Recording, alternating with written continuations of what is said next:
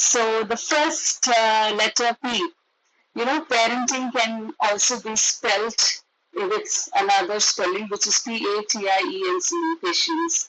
Parenting is all about being patient, and all the 85 people who are logged in here now, if you have children, I am 100% sure you're going to agree with me. The one thing that has been tested time and again, the minute we had a baby, from the first night of having the baby born, was patience, right? So then, when we are little children, when they're really, really babies, of course we need to protect. So protection is for the body. We want to keep their body safe. We want to keep the body nourished, safe from grave damage and injury, agreed. But here, I'm speaking in terms of emotional health and hygiene, and I'm speaking as a mental health consultant. And you know that we are all most worried about the emotional resilience of the children. We hear that, oh my God, children these days, they can't take failure, they are so sensitive. It's a common narrative that we hear that, oh, when we were raised, we were all so tough, but look at our children. That's a very, very consistent narrative. But let's see what is happening to our children. And the first thing is, there is absolutely no comparison between how we were raised and how we can possibly raise our children, because those are two different eras, I'm presuming, because after the internet has come, we have to now increase the connection, because our children are already connected with way more than us, than what probably we had, and hence all the more reason that we work on our connection with our children. So that's the P. The one reason is, with emotions, we don't need to protect emotions because emotions are healthy. Even thoughts, when we say connection, connect with what? What are we trying to connect with? So within the framework of mental health, we are trying to connect with two things with our children. One is their thoughts, how are they thinking, and we need to figure that out. Two, their emotions. So we go to the next slide and see how can we connect with their thoughts. So can I go to the E? Yeah. So the first one was, parenting is about patience and protection. We don't want to protect them from their thinking or feeling, but we need to connect with their thinking and feeling. Body, we can protect from damage. Body is different, thoughts and feelings different.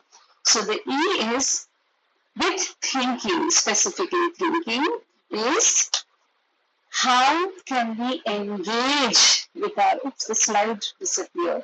Oh, is it there? Everybody can still see it, right? Okay, right. So, okay. So with the E is, we need to engage with the thoughts. For example, what do I mean by engagement? The only way we can get our children to think is by modeling how we are thinking, one, and two, getting curious about how come they are thinking in this way. We don't know why they are thinking.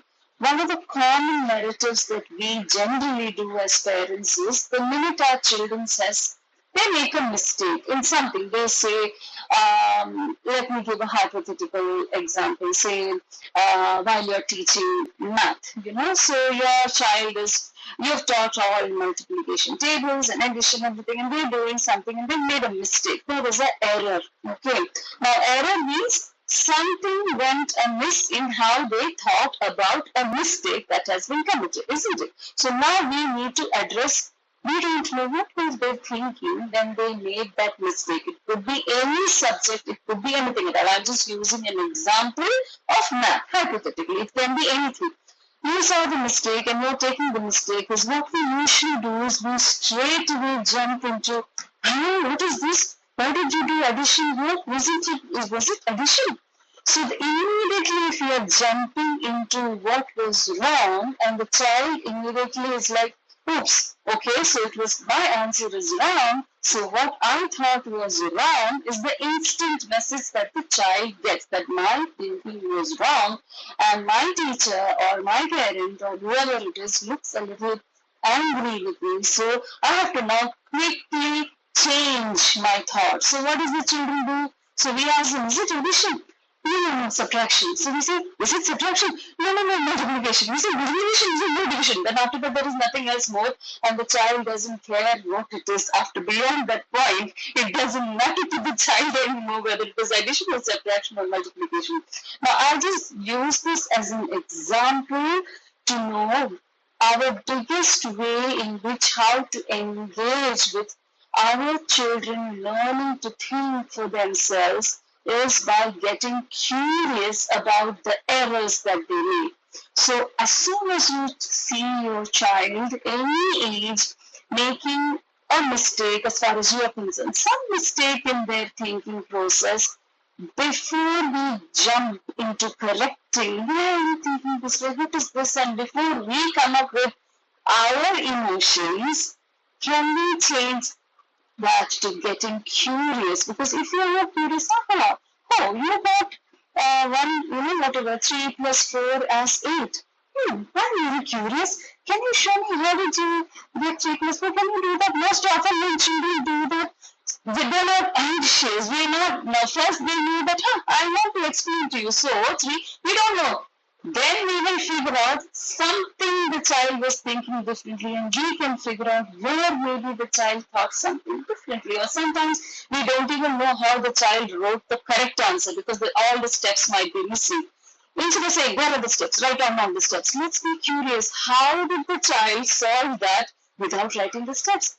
If we can get curious with the way our children think, because they are now exposed to so much more than we ever were exposed to. Our children do think very, very, very differently from how when our brains were developed and what information we had, they have more than double and sometimes more than necessary. So can we as parents, the E is use every error as an opportunity to engage with curiosity by asking questions. How can you engage? Ask questions. Say, okay, you thought that way. Is it? Okay, can you tell me more? Can you tell me a little more? Ask questions. I'm very curious. Why is it so? Whichever age we are, just ask that. That's the E for engagement with errors. So when you see your children making mistakes, let me say this one is an academic one. Let me say another one. Say, for example, I caught my child lying to me. For example, he took somebody's pencil from school and the teacher has called me and told me that, Seema, your child has taken somebody else's pencil and that is some precious pencil, whatever. But I know that I asked my child, did you take the pencil? No, I didn't take the pencil. So now I need to know what is my child thinking when they say that no, I did not take it. So then how come this pencil is in your bag? How did it get here? Get curious instead of suddenly bringing your emotions to your table. Get curious. You say, okay, so do you think the pencil, how do you think the pencil came here? I don't know. Usually the answer will be, I have no clue how the pencil. Okay, so you don't know. Okay, so then what can we do about it now? What can we do? Shouldn't we return it? Yes, Mama. So what can we say when it came without our knowledge? If something just happens, what can we do? Do you think we can say something to the other person? Okay, basically the idea is not to say, how did you steal the pencil? Go say sorry. Which means we are doing all the thinking in our head and the child has no clue why on earth they are even saying sorry. They might say sorry, but they don't feel sorry at all. But they just imitate, okay, Mama said, I have to say sorry, okay, yeah, whatever, sorry. But sometimes they will say that, Mama, I took the pencil because she hit me or she did that to me. Then you get more stories. Then you will open up conversation. Then you will engage way more than what it probably it was not the pencil. So if we can get curious about the mistakes that our children make, we learn so much more about our children than if we are only focused on, yeah, very good beta, baby. You did well, you learn nothing about our children, right? So that's the E of how to connect with the thinking areas. The next one is how do we then connect? When I said mental health is thoughts, feelings, and the body, right? So then this thoughts I said. The next is the A, which is what do we do? How do we connect with the emotions? How can we connect with emotions? So for emotions, what can we do? Emotions are emotion or energy in motion. Now this, the A is, I've just so that I get all the letters with A, I have written it with A, but it's anxiety. That's where the emotion starts. All of us, not only our children, for all of us adults as well, our emotions start with anxiety, saying, oh my God, I don't know what to do now. So the thought that is associated with the emotion is, I don't know what to say, or I don't know what to do. I don't know comes and it means anxiety. There is unpredictability, there is unknown. I'm not able to control a situation. It's very vague for me. I'm not getting clarity, and I start feeling anxious, which we all do, isn't it? If something is unpredictable, we all are going to feel anxious. For example, if I just suddenly call out, Sini, I want you to answer the next question. And suddenly I just call out Sini's name, and Sini will be like, oh my God, what are you going to ask me? It's natural even for us. I don't know why is Sina calling my name here, and instantly she will be like, oh my God, she's going to ask me something. What if I say something stupid? What if it's a wrong answer? There are some 86 parents listening to you. See how much for adults also the unknown can cause anxiety. So the thought behind the anxiety is, I don't know. Now, when children come up with anxieties, most children start with expressing anxieties to us. And what do? If we do not allow these emotions, emotions means this energy in motion, it has to release from their bodies exactly like how they release food and water waste from their bodies, like toileting, which means every day we take in food and we drink water, every day you do potty and you go to the toilet, isn't it? Which is we call physical hygiene.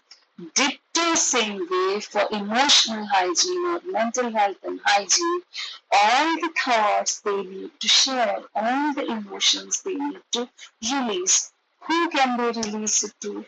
Parents, right? We are the safest spaces, or at least we should be the safest spaces for our children to release the emotions. So what can we do? One, A is being aware that emotion starts with anxiety, and when the children start with I don't know, no, the associated emotion is anxiety. If we are not allowing them to talk about their anxiety and like, it's okay, don't be anxious, you can do it, you're very smart, we are kind of dismissing the anxiety in all good intention. We try to advise them or we try to console them. Then what happens? The venting or the release doesn't happen. They immediately shut down and they stop speaking. So the first step when any emotion starting with anxiety is relieved, be aware that all that you need to do is allow the vent, allow them to show it however they show it. But if that is not shown, anxiety escalates to the second level, which you can see as agony or sadness. And in sadness, when somebody is feeling sad, frustrated, alone, isolated, what is the thought there?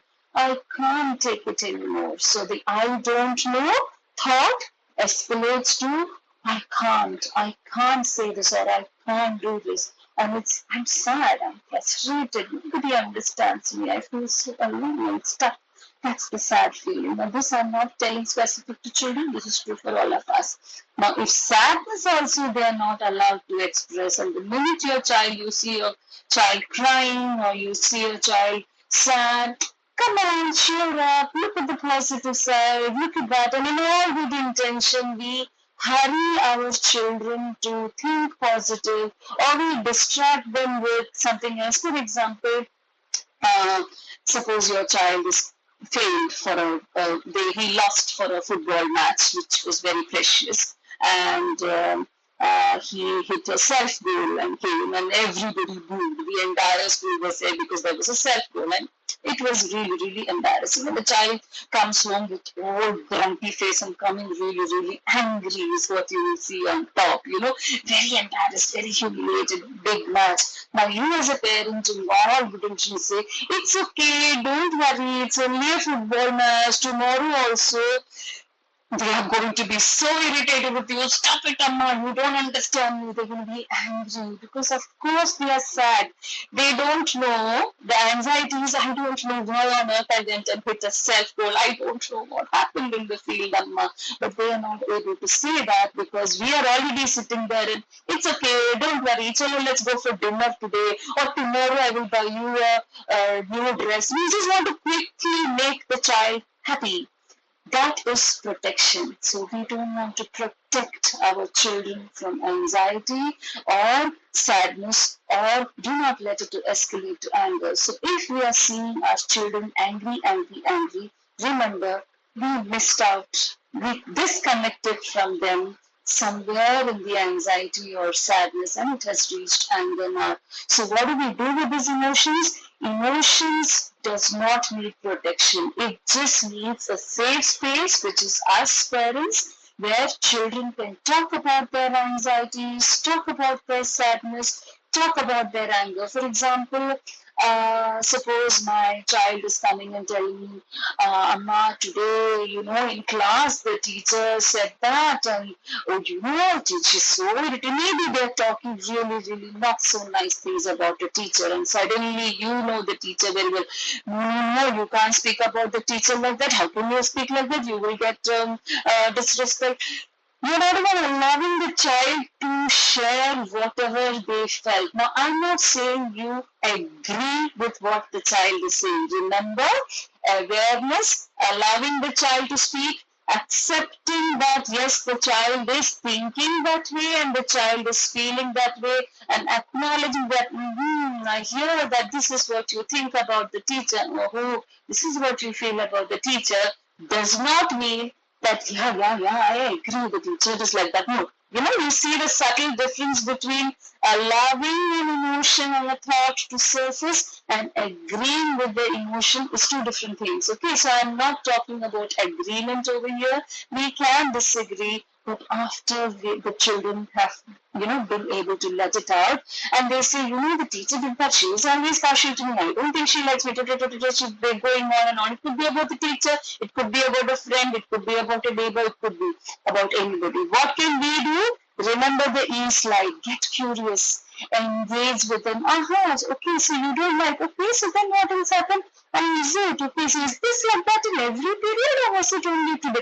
Get curious and ask more questions instead of suddenly saying, you must have done something in class. This is why the teacher said that. Then why would the child share anything with you? You are supposed to be the safe space. Here, parents, please do not be confused. I repeat, allowing, accepting, acknowledging an emotion is not the same as agreeing to what your child is saying and telling. For example, my child says, I don't like her at all. We are not saying, don't like her, then don't talk to her. We are not making any conclusive statements. You are just saying, I hear you. I can see that you don't like her. And I'm curious to know more. What happened? Tell me more. That's it.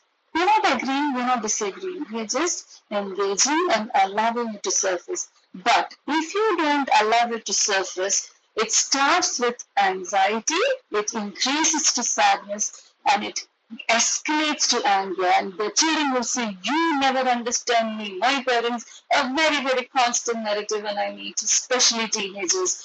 Man, no, my parents do not love me. They don't understand me at all. And it's all, and most often parents push the children to counselors or therapist or somebody like me and say, man, it's very difficult, too much anger, go take counseling, and the child comes and cribs about the parent, and and what are we trying to do? Create safe spaces. All the child wanted to do was vent and whine. Sometimes children just want to whine. They just want to crib. Who doesn't want to? I want to crib.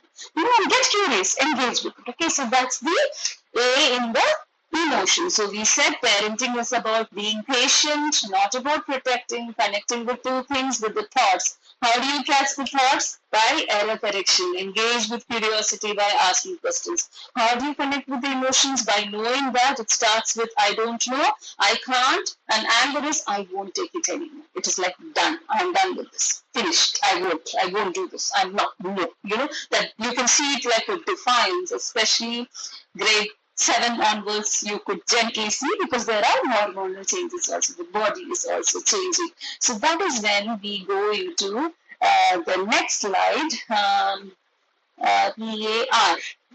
We need to know what is happening to the body. You know, teenagers, we said I am talking to parents from 10 years to 18 years. We should know that is a period of massive changes in the body, with puberty, identity, who am I, myself, and this is what my likes are, my different kinds of identity, different kinds of value systems. Do I believe in this? And thanks to the internet access, which we cannot like block television or anything.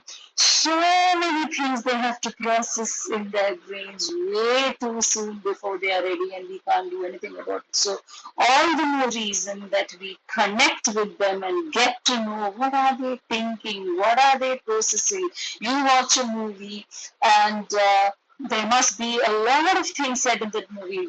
What do they make out? Make sense of the movie? Are we discussing all this? So we need to know how their brain structure is. So the R is knowing that for all of us, we suppose broadly, if we are dividing into 3 layers of the brain, the bottommost is the reptile brain, which is the most primitive one and fully developed even when you are a newborn baby. Now, this is the brain which is constantly trying to keep you protected. Okay, protection. Am I safe? Am I safe? Am I safe? It's called the survival brain. That is all. That part of the brain is only concerned about safety of the body, which means if you're going to fall, suddenly you will hold, because we want to protect. So these are reflexes, instincts, all that happens over there. There is no thinking, there is no feeling in that part. There are no, so when a newborn baby cries, a newborn baby is not crying because the newborn baby is sad. The newborn baby is not crying because the newborn baby thinks that, oh my God, I am born. No, there is no, the newborn baby is crying because there is temperature difference, there is pressure difference, there is too much sounds, too much visual. It's a sensory overload, and that's the sensations is what happens there. Now we need to know that little children, specifically in the teenage years, their reasoning brain, their human brain, or what is called the prefrontal cortex, the highest functioning brain, is not developed. It develops only by the time they are 25 to 28 years of age, is when that fully matures. So we are dealing with children 10 to 18 years. They are predominantly functioning between the reptile and the second part, which is the mammal brain. And the mammal brain is all about connection. You know, they are seeking relationship. It's all about relationship. So that's the age when they fall in love, or they confused with their gender identities, they want to explore their sexuality. It's all about who am I, myself, the ego is developing. Ego means what? Their sense of self. Am I a good child? Who am I? You know, that is developing. They are seeking relationships, they are seeking connection. At that point, if the parents disconnect from them, who will they connect to? Social media, mobile phones, or anything else where they will get a connection, because we are protecting and not connecting, right? So remember, 10 to 18 predominantly seeking connection. Reasoning brain, or their thinking brain, kinda, they are not yet there, they're still learning, they will imitate, they will be with you, get curious, have discussions. Do not shame and blame what they are thinking or feeling, but let it surface. So know that it is the reptile brain, then the mammal brain, which is slightly more developed, which is relationship, because mammals are that is a seat of emotions, memory, personality, all that is there, you know, in that part of it. The highest one is the prefrontal cortex, which is problem solving, organizing, time management, planning, prioritizing, all that is there. So when we see our middle schoolers or high schoolers finding it so difficult to make a timetable and stick to it, or they're being clumsy, understand that's exactly how their brains are. So if you're going to get livid with it, they can't help it, you know. So you might feel that, but they can organize a trip, but they can't organize their timetable. Understand? Those are two different parts of the brain that organizes the trip, and the academic part is two different areas in the brain altogether. So we need to understand the brain structures a little more specific to context. So please understand, when your child is angry, irritated, screaming, crying, where are they? Are they in their reasoning brain? No, they are in the regulatory brain. They are already feeling attacked by their parent or the teacher. They are angry. If you start reasoning when the child is crying and upset, what will happen to the middle layer, which is relationship gone, disconnection. So when a child is angry and full of emotions or rage or upset and sadness, do not speak. Do not reason with them. Do not advise them. That's not the time. Why? Remember the A. Allow that release. Boom, it's like a pressure cooker. It's releasing. So just stay out of the way, but be around. Make sure everything is safe and they are safe, you are safe. Be the safe space. Once the steam is gone, gently you can go and see if you can touch or hug them. If they allow you to touch, that means they have gone to the relationship stage. Once they touch and they're like, okay, and it becomes sadness, from anger reduces to sadness, then you can gently start with, I love you, like your child, with whatever emotions that connect with them. Then you will see them sobbing. Once that sobbing is also gone, then you can say, do you want to tell me what happened? Can we talk about this? Then you go to reasoning. Then you go to your thinking. So before we come to the emotions or the thinking area, the emotions need to be released. That is the regulate. The emotions released, then they are able to connect with you. After they connect with you, then you ask curious questions out of curiosity. But they are crying and they say, what happened? Why are you crying? What did you do? What did you do? Finished. It's double. Both of you can escalate and everything goes for a toss. Everybody in the family makes it double, and the parent and the child can do the same things, and everybody dysregulates there. So understand, this is how the brain structure is. We are the adult. Our reasoning brain is certainly fully developed. So let us be the reasonable and the calm and composed person and hold space for our children who are not entirely functioning from their reasoning brain. So the next one, so PEARL. Next slide. Yeah, and this one is, suppose you are feeling genuinely stuck in your relationship with your child and you really do not know, you have tried all these methods and you are stuck. Then if this is crossed beyond 2 weeks, this is a psychological first aid prescribed by the WHO. Any symptom you notice which has gone beyond 2 weeks, you are trying the same methodology and it's not working. You're trying to listen to them. You're allowing them to speak. They're talking. But 2 weeks, they're just talking, and it's not getting better. They're allowing the release, but it's just getting stuck.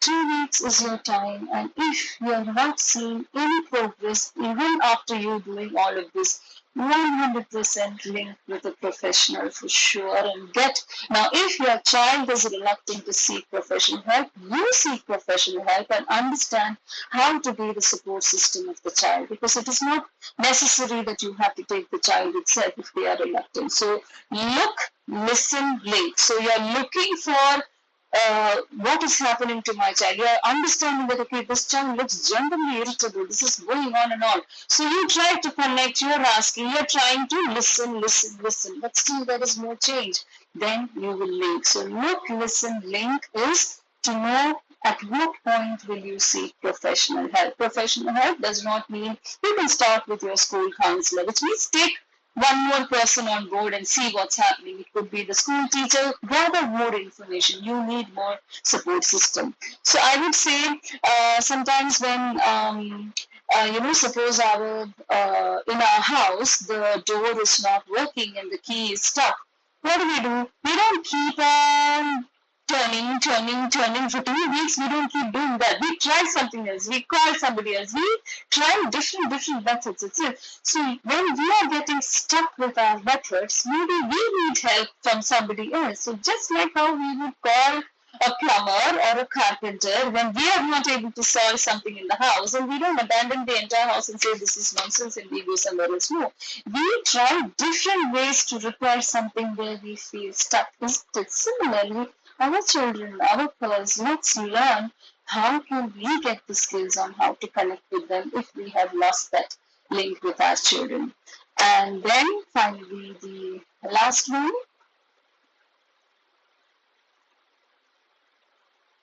Yes, now this one, this is also understanding of the brain, and we need to understand the science behind what does our brain need? Just like how our body, physical body needs, we know, right? We need nutrients, minerals, vitamins. We teach the children from preschool itself. We teach them eat green leafy vegetable, brush your teeth. So much of conversations around wash your hands and all that we talk about physical hygiene.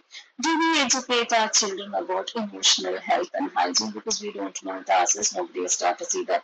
So this pyramid, I can share this PPT, the PPTs with the school, and I really think if not anything else, this one slide needs to be with every single parent, because our brain development, the topmost for academic learning, for thinking, for our thinking areas, our problem solving areas to develop, which is the tip, unless the foundations are equally fed into the brain, the top one you will not get the full potential in the academic area, which means what is the bottom layer? You can see it as vestibular, tactile, proprioception. You see three words there, right?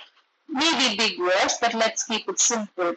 This is one short way of reducing the anxiety and getting children to think better. Vestibular means what? You look at this is how we calm the reptile brain. Remember the R side we spoke about the safety.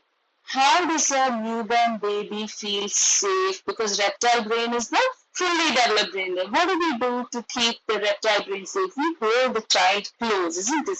Skin to skin touch, which is tactile. So all our children need to really explore things and touch. They need to get tons and tons of hugs, and touch is necessary. It could be either play or whatever, but they need to actually touch things and explore the texture, and the body needs to sweat. So that tactile stimulation is food. It is literally food for your emotional brain. And if we are not getting enough of it, there itself the foundation is slipping.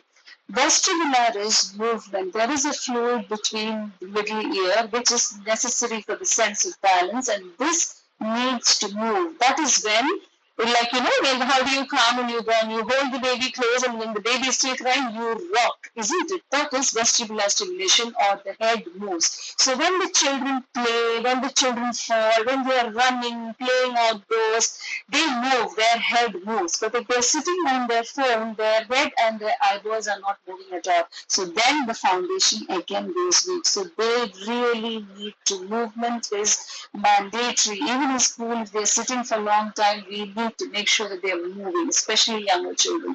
Proprioception is every joint in their body needs to feel the pleasure. Again, if you look at what calms the newborn baby, we do these massages, right? We really massage the babies and then they sleep for 2-3 hours, isn't it? That's proprioceptive stimulation and they're really, really calm. So one way to reduce these emotions and get them to think and really concentrate is increase tactile, vestibular, and proprioceptive stimulation, because that is foundation for learning. After that comes visual and auditory. In a schooling system, predominantly we are using visual and auditory. Teacher is speaking, child is learning. Or there is a screen, it's all visual. So if at home also we are using the visuals, it's not the screen which is the villain in the story. It's not the technology that is the villain.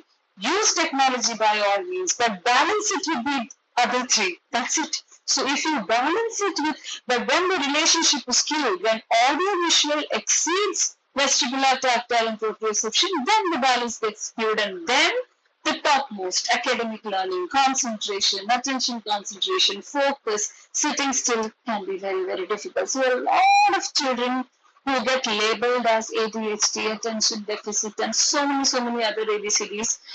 It's very, very sad because they just didn't move. They didn't get enough play and movement when they were young. And it is very sad that I understand that if there are the playgrounds are diminishing, and but we need to figure out how else can we reintroduce movement into our child's life. So instead of just taking away the screens alone, will not be a solution. If you need to, so take away screens and then do what? There needs to be something to fill. So let's not make screens as the villain. Screen is audiovisual. The imbalance is what is creating the trouble over there. Okay, so this will be to me the most important slide because this is how the brain is, and the RRR. So PEARLS, patience, protection over connection.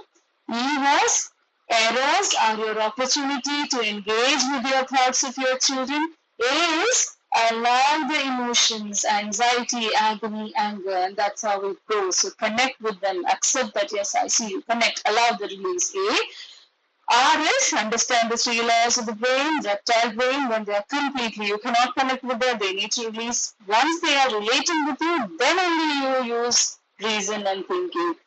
L is if you are stuck, if you are genuinely stuck and trying same things, please do not hesitate to seek help. Start with the school counselor, start with the immediate support systems you have and see how you can work around it. And lastly, understand the sensory needs. These are sensory stimulations that your child needs. Sensory system. This is called a sensory pyramid. There is a larger breakdown of the same slide. If you just Google at a sensory pyramid, you will get the entire one, which has much more breakdown on different things that the body needs. So it starts with mental health is not very different from physical health. The body needs these, only then we are able to feel and we are able to think clearly. So that's how we connect with our peers, and let us keep them really, really precious. So that is the presentation. Now I can quickly, by now, most of the questions would have been already answered because I wouldn't have to redo it. But anyway, I will read the questions quickly.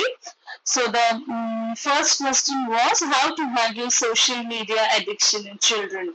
Social media addiction. 3 words, right? Social means what are they seeking? They're seeking social what? Connection. They're seeking connection through social media. And media is a very connecting space. You get likes. There is somebody to chat with you all the time. They're constantly connected. So addiction means what?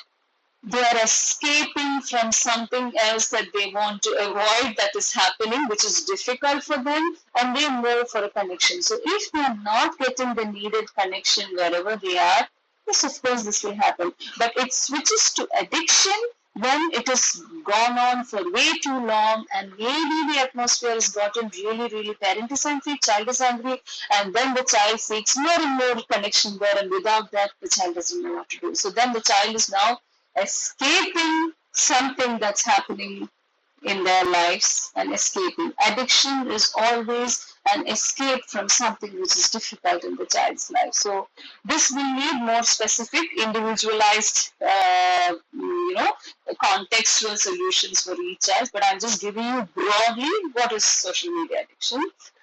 Is there any scientifically proven methods in place to handle children in the present era with aggressive behavior? Yes, I just said science. Everything said here was scientific. Yes, we know where aggression comes from. It starts with anxiety. So if you're seeing aggressive behavior, know that we already missed out on the anxieties and sadness. Again, contextual. Now, when you say proven methods, parenting is not about methodologies. Parenting is about connecting. We can have a zillion strategies and tips, but when you are a unique parent, your child is a unique child. So what works with my child and how to connect is not necessarily what works with your child and how to connect with your child. Why? Because I'm a different mother. You're a different mother. My husband is a different father. Your husband is, you're all different kinds of people. But the point is that, yes, we understand this is how the brain is and see what's happening there. We need more contextual. But of course, there are, ways to support. Seek help if you're feeling stuck. How can parents and child's connection become hand in hand during study time? Again, study time, if you know that the child is reluctant to study, basically the child is avoiding something which is difficult. It is not because when we label children as lazy or arrogant or defiant, remember it is already reached the anger stage and it's the avoidance stage. They're anxious. Either you need to break it down and make it really, really tiny for them, or get curious to figure out what are we missing. We are missing something from the child. We need to dig deeper. We need to get curious instead of trying to just stick to the methods like sit down. If the child is not able to sit down, what is happening? Are they getting the enough stimulation? Do they have other opportunities to run around and play? So yes, study time. Again, these are broad questions, so which is why my answers are also as vague as it gets. So study time needs to be broken down based on where your child is now. So for example, if my child is getting 6 out of 50 in mathematics, I will start with where the child is, not with where I want my child to be. So if the child is already does not know the foundational steps, I will not go start with the grade level one. I will have to start with where the child is. So see, is study time way above what the child is able to think and what some connection the child has missed with studies? Is the child anxious? Is the child being hit, or is there some fear during study time? What are the emotions and thoughts? Are we shaming and blaming the child? What is happening during study time now will be decisive. How can we foster a positive atmosphere at home while living in a nuclear setup? One thing is the atmosphere at home need not be always positive is the point. The atmosphere at home, children will cry. You will also feel sad. You will get angry. Your child will get angry. We will be anxious. We are humans. So our idea of emotional health and resilience does not mean we are a happy family all the time. No. We are a human family all the time. Means as parents, yes, we will go through all the emotions and but we will know how to express these emotions. Similarly, and how will our children learn to express these emotions? Exactly how we express our emotions.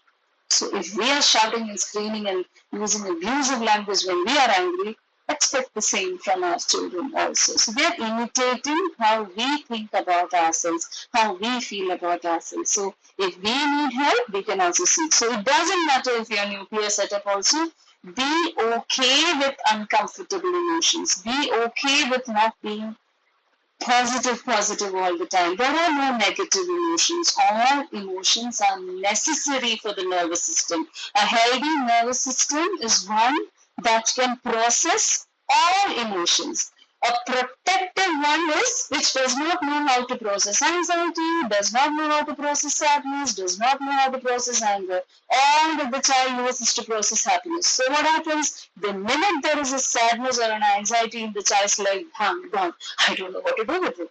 So I have to go running or I collapse and I just cannot take anything which is uncomfortable. So let us not protect our children from these emotions. Yeah? How to cope with teenagers?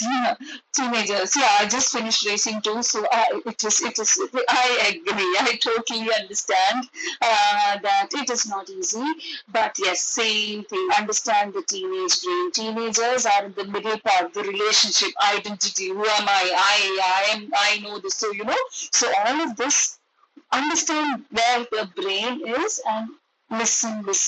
They might say the meanest things. Like I've heard from my child also, my son, who's of course an adult now, but when he was a teenager, then he would say, Amma, you and your psychology, just because you're a psychologist, you're the worst psychologist. And I'm like, imagine, I wrote this my Ph.D. for, go try it, because here is my child. I'm like, oh God, I'm taking parenting classes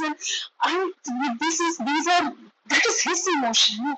He thinks I'm a horrible psychologist does not mean I think I'm a horrible psychologist. I can get curious about, oh, you think I'm a horrible psychologist? Tell me about it. Finally, it will be something as silly as I did not give him the second share of ice cream, but I gave the brother. That is it.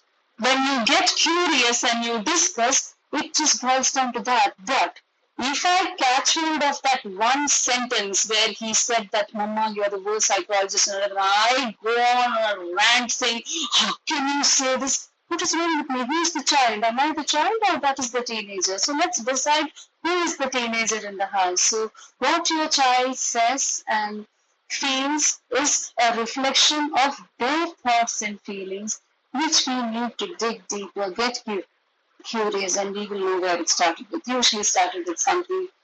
I mean, it might be trivial for us, but it is not trivial for them. It's a big deal for them. So let's accept that. That's true. He did think I was a horrible psychologist because I actually gave my share of chocolate to his younger brother.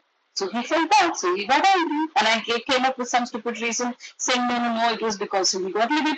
But I'm not noticing all this until I sat with it. So teenagers can say the meanest of things, but we are not that. We are good parents. We need to believe that. But just be there for them, okay?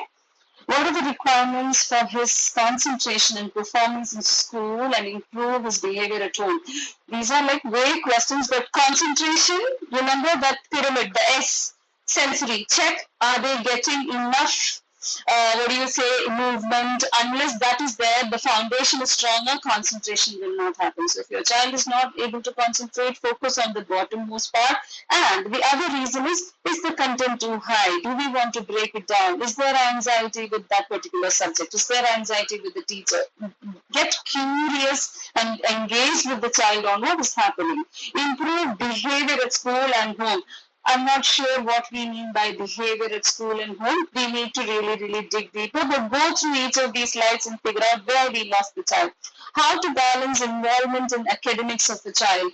Balancing involvement in academics is, where is the child now? Where did we lose the balance? Which class is the child? The only trouble with these questions is these are a little broad, so my answers also might not be too specific, but we need to get curious and get more specific to your context. So the next one is, how can parents foster emotional intelligence and resilience in their children? I think this entire presentation was about emotional resilience. In emotional intelligence means being able to process every emotion is emotional intelligence. It's not like I am always happy, I never get sad, I am never angry. Oh, what a good child. Problem. If our children are not expressing anger, sadness, and anxiety, then they have just learned to hold it all inside because somewhere disagreeing with their parent was probably not okay. So they learn to be the good child or the golden child, which is also not a healthy sign either. So allow your children to disagree with you. That's the only way they learn negotiation skills. It seems that if you want them to take a stand with a bully outside or somebody who's forcing them to take drugs or beer and they need to say no to it, where do they learn to say no first? With us, isn't it? So let us teach their skills of how to disagree. We teach them that skills. But if disagreeing at home is like, no, we are the parent, listen to us, shut up, and there is no conversation, how will our children learn these skills? They will not learn. Okay. So emotional intelligence and resilience is being able to process everything and learning how to express each of these emotions. How do we encourage independence in children without making them feel abandoned and unsupported? That's right. If now what your child feels is not in our control. Okay, we can do the best methods and techniques, and still your child can say, "I feel so abandoned and unsupported by you, Mama." Suppose a child says that. You don't have to be, oh my God, threatened. You don't have to feel abandoned by that statement. What can we do? We know that that is your child's feeling. That is your child's thought.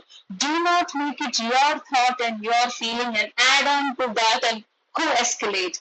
We are here as the adult. You say, okay, you feel abandoned by me. Okay, I get it, I'm sure. If you say so, then I agree. I accept that you are feeling that. Who am I to say, no, no, no. I did not mean to abandon you. That doesn't matter. But my child did feel abandoned. So I need to get curious. Okay, can you tell me more? Can I really want to understand it? Can we engage in the conversation? Can we talk about what is happening? Does it, suppose my child says that you didn't give me ice creams So I feel abandoned by you. We can still say, okay, so because I didn't give ice cream, you feel abandoned. Yes, I feel abandoned. You only give my younger brother. You always, forever. They make large statements. You can say that, okay, is that so? Okay, so if I had given you the ice cream this time, you would have been okay. So generally know how to gently ask curious questions to engage with your child without losing your cool, which is why I said in the first slide, parenting is patience. But when we are beginning to lose our patience, do not engage. Just tell them that, sure, I will talk to you about it, but not now. Now, Anna is feeling a little angry and sad. Tell them that you also have emotions, right? So when you are going through an emotions, show them how you deal with your sadness, your anger, and your anxiety. So I can be very irritated with my children because I tell them to clean the room and they don't, and I can be angry and they come say, "Mama, what is dinner?" And I don't want to talk about it. I say, "Wait, I'll come to this later, please," because I'm angry. Because if I speak when I'm angry and shouting and screaming, what am I modeling to them? So yeah, so that's about independence and abandonment. Get curious if they are feeling that way. Get curious. What is the best way to manage sibling rivalry and foster a cooperative relationship between siblings? Do not become the referee. You are not playing the referee. We are not taking sides. As long as your two children are safe and they are not literally, physically hurting each other's body or hurting property, allow them to fight. That is precisely how children will learn how to negotiate, problem solve, unless you notice there is bullying happening because I don't know the age difference. If one is in 12th grade and the other one is in grade 1, I don't know. So it depends on really context, but please do not be the referee. Get both children, listen to both separately. The same thing, allowing them to speak, taking lots of Do not come up with the solution. Just ask them, so what do you think? So what do you think can be done? Sometimes there is no solution. So you say, even I don't know because maybe you did not see what happened. We are not taking sides. Oh, isn't he the younger one? So shouldn't you be the big brother? Please don't do that. Both emotions are valid. Your teenager and your little child's emotions, or even if it's a baby, all valid emotions. Okay. So sibling rivalry happens most often when the parents play referee and take sides. Yeah, and second last one. How can parents handle children with short attention spans? Yeah, attention span, same thing. The S slide, sensory. Are they getting the sensory stimulation? Are they really running and moving around? And what are some tools or techniques to improve listening skills in young children? We need to first listen to them. When they talk, very, very attentively listen. Listen, get them to speak. And then gently ask questions and see if they are answering to what we asked or going all over the place. But first, when they are sharing, start listening. The young children, I'm not sure of the age, but otherwise, story reading is one of the best ways to get them to listen. But don't start with a big story book. Start with tiny little. Start at the age and interest and level of the child. Reading. Now, if they are older children, just start with maybe little newspaper articles which has pictures for starting. This happened. Finished. Just 2 sentences and that's it. They listened and they're gone. So gently build the conversation and go on. But the first thing is listen to when they come to you with something. Are you present or are you on the phone or are you somewhere else? Then they also will do the same. Last one, my daughter is diagnosed with OSD for the last 3 years. What to do? Now, it's written OSD.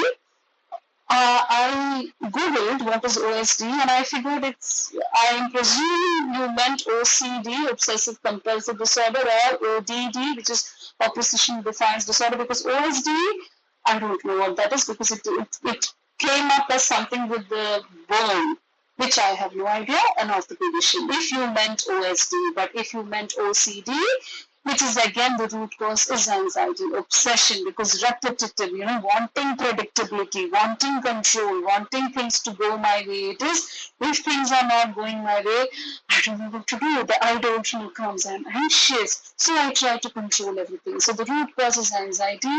And if you got your diagnosis and it doesn't make sense to you, go back to the place where you got the diagnosis from. They need to help you support your child. The diagnosis is only meant to understand our children. It's not meant to label our children. So, which is why I do not function in a diagnostic model. I don't diagnose. I'm not a clinical psychologist. I'm a consultant. So, diagnoses are great if it helps you understand your child. But if it's not helping you, either you go back to the place where you got the diagnosis or seek help, because the baseline is the same: anxiety and obsessive compulsion is obsessive thoughts, obsessive actions or things, and that's anxiety.